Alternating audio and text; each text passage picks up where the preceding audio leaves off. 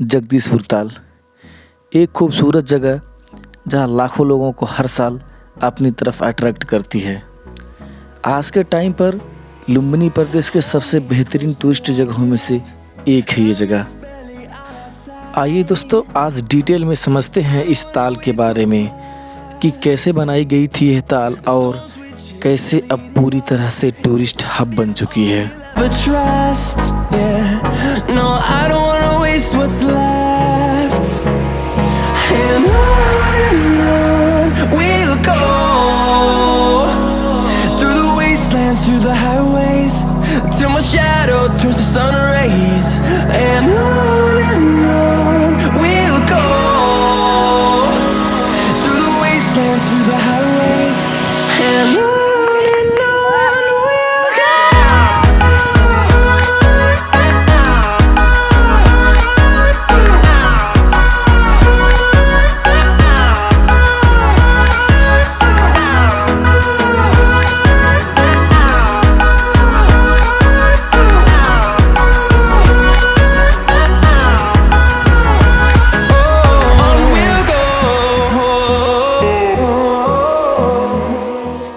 अगर लोकेशन की बात करें तो ये पड़ता है हाल नेपाल के कपिलवस्तु जिला के कपिलवस्तु नगर पालिका वार्ड नंबर 9 और 10 के अंदर पड़ता है ये ताल। और अगर आपको यहाँ विजिट करने आना है तो नेपाल के ईस्ट वेस्ट हाईवे के 4 नंबर या फिर बनगाई चौक से आप सीधे दक्षिण की तरफ आ सकते हैं, जो कि 10 किलोमीटर का डिस्टेंस में है।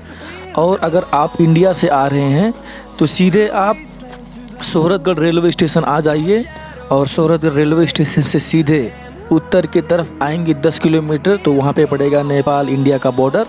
और नेपाल इंडिया बॉर्डर से सीधा उत्तर की तरफ 20 किलोमीटर आएंगे तो वहीं पे मिलेगा आपको ये ताल।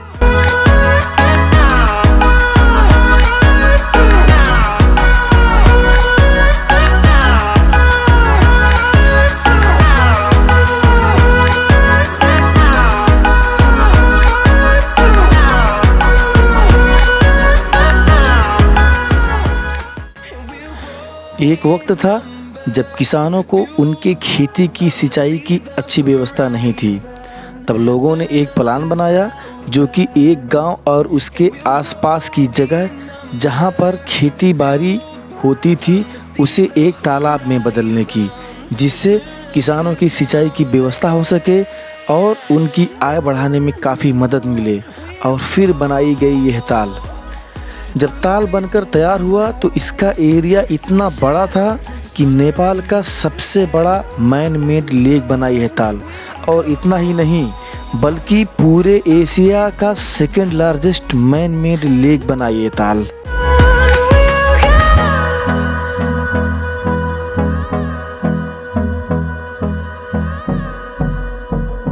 इस ताल को बनाने के लिए शुरू किया गया था सन 1978 में और सन 1983 में जाकर बनकर तैयार हो गया था ये ताल।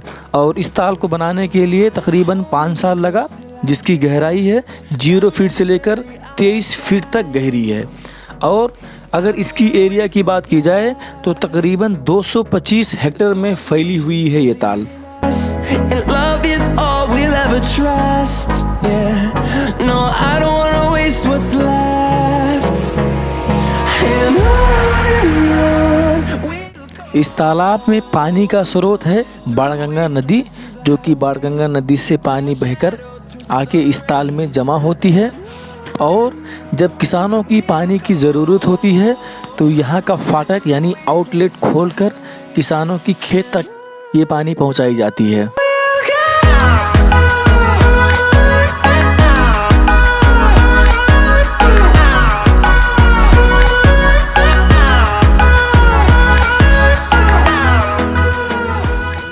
इस ताल को हेवन ऑफ द बर्ड बोलते हैं क्योंकि यहाँ पे बड़ी संख्या में पशु पंछी आकर यहाँ पर रहते हैं, खाते हैं, खेलते हैं, नहाते हैं और अपनी ज़िंदगी गुजारते हैं।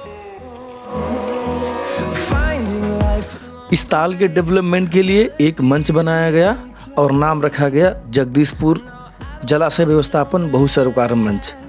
और सन 2003 में इसे सिमसार और रामसार से भी जोड़ा गया। और बाद में इसे बर्ड सेंचुरी में भी स्थापित किया गया।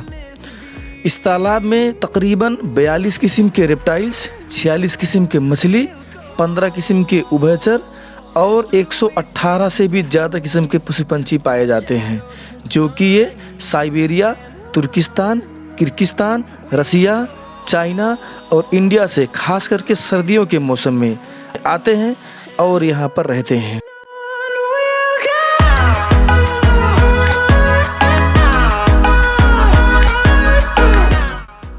ये तालाब घूमने के लिए हर साल बाहर से बहुत सारे पर्यटक आते हैं और यहाँ पे एंजॉय करते हैं। यहाँ पे घूमने के लिए सबसे बेहतरीन समय सर्दियों का माना जाता है। वैसे तो आप किसी भी टाइम आकर यहाँ पे विजिट कर सकते हैं, इसका एंजॉय कर सकते हैं।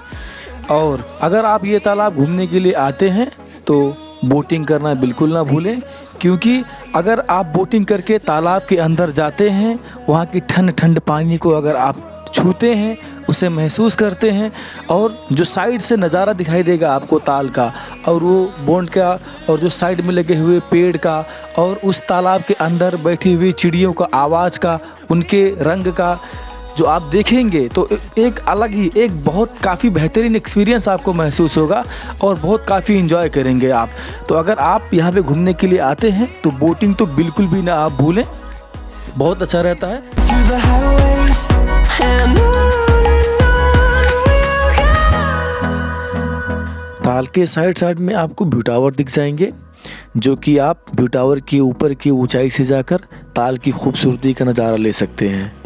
और छोटे से पिकनिक स्पॉट बनाए गए हैं, जो कि अगर आप अपने दोस्तों के साथ आ रहे हैं तो यहाँ पिकनिक का भी मज़ा ले सकते हैं। रहने और खाने के लिए आपको बहुत सारे यहाँ पर होटल और रेस्टोरेंट वगैरह भी मिल जाएंगे आपको। And love is all we'll ever trust.